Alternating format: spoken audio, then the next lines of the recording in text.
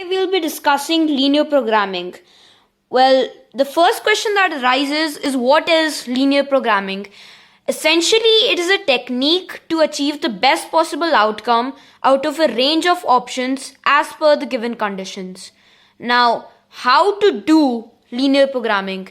Now, if you know how to construct inequalities using graphs and shade the unwanted region technique, you're pretty much good to go, because linear programming is essentially about that, as you have to take the best possible outcomes as per the given conditions from the unshaded region you get.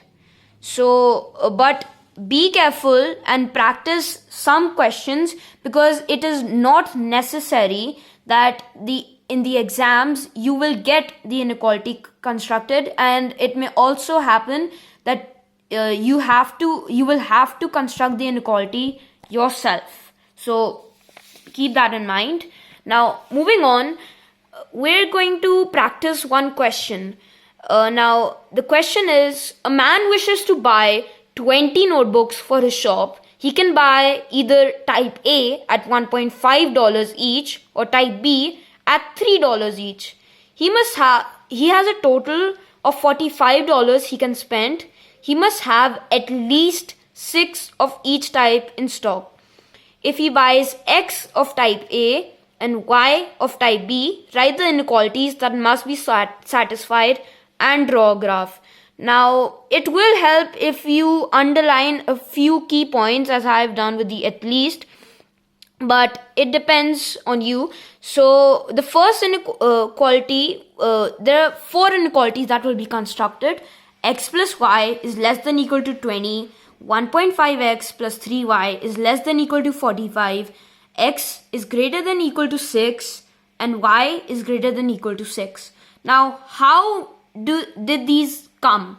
So the first line says a man wishes to buy 20 notebooks for his shop. That means he wants 20 notebooks, not more than that. And since A is represented by x-axis and y represents B, so x plus y is less than equal to 20, because he only needs 20 notebooks. He either needs less than that but not more. Therefore, x plus y is less than equal to 20.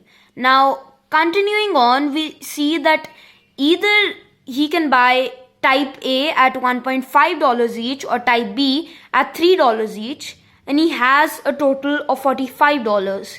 So 1.5x plus 3y, since that is their cost price, is less than equal to 45, as he cannot spend more than $45. Now, the last line says he must have at least 6 of each type in stock. So the at least is important. So the at least tells us that he must have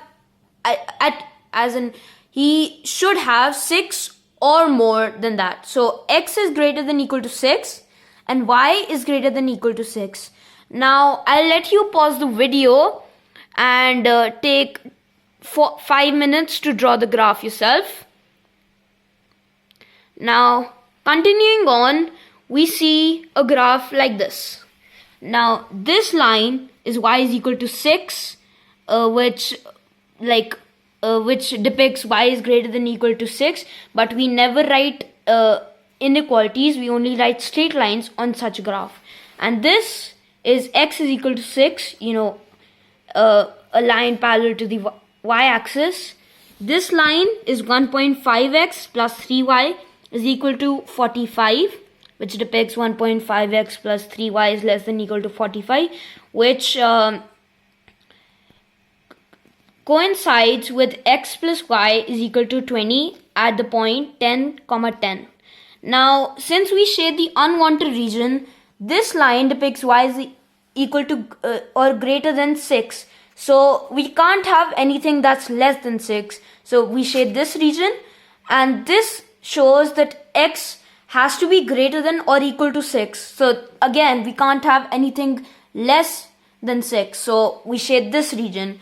Now these two lines are 1.5x plus 3y is less than equal to 45 and x plus y is less than equal to 20.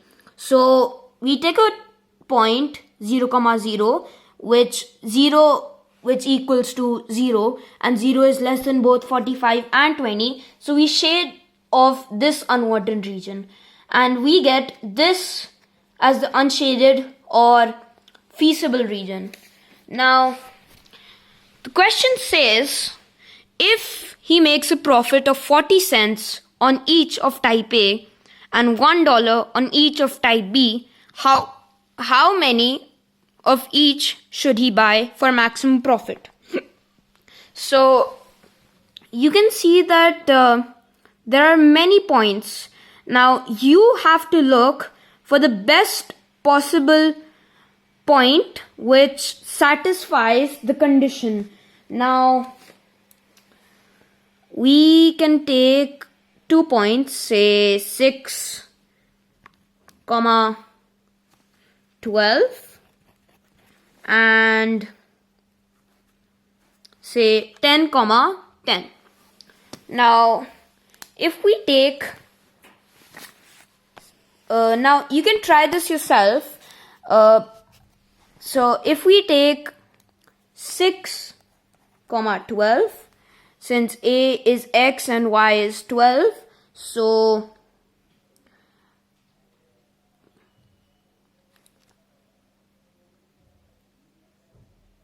$40 or cents is equal to $0.4 is equal to 6 into $0.4, which is equal to about $2.4, and 12 into $1, which is equal to $12.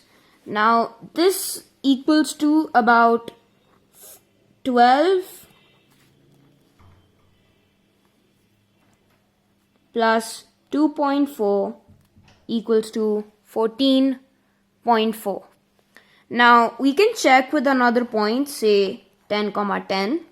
So again 10 into 0.4 is equal to $4 and 10 into 1 is equal to $10. So this is equivalent to 10 plus 4 is equivalent to $14. So yeah, we can say that 6, 12 gives us the highest possible profit, which is $14.4.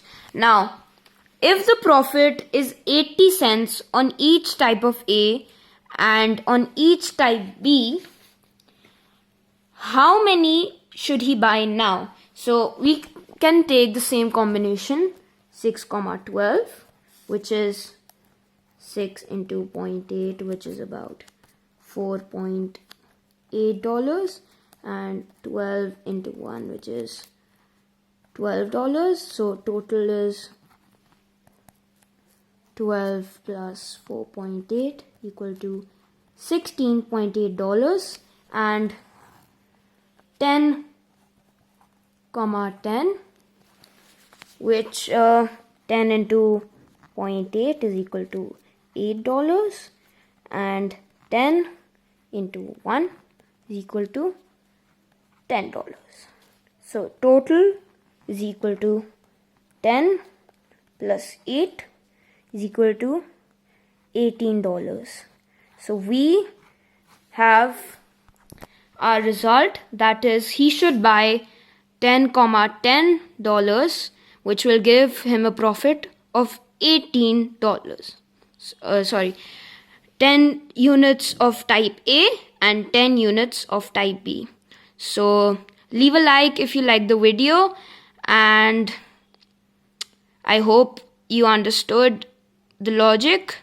Peace out.